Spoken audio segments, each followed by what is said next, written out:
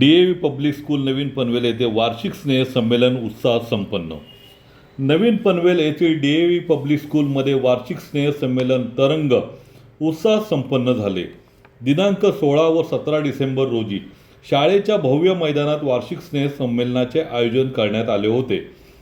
DAV संस्थेचे उपाध्यक्ष अनिल कुमार राव, SRO Simi Juneja, प्रबंधक सीमा M, DAV पब्लिक स्कूलचे प्राचार्य सुमंत घोष, DAV संस्थेच्या विविध शाळांचे प्राचार्य आदी मान्यवर यावेळी उपस्थित होते। या वार्षिक स्नेह संमेलनाला विद्यार्थी व पालक यांचा उत्स्फूर्त प्रतिसाद लाभला।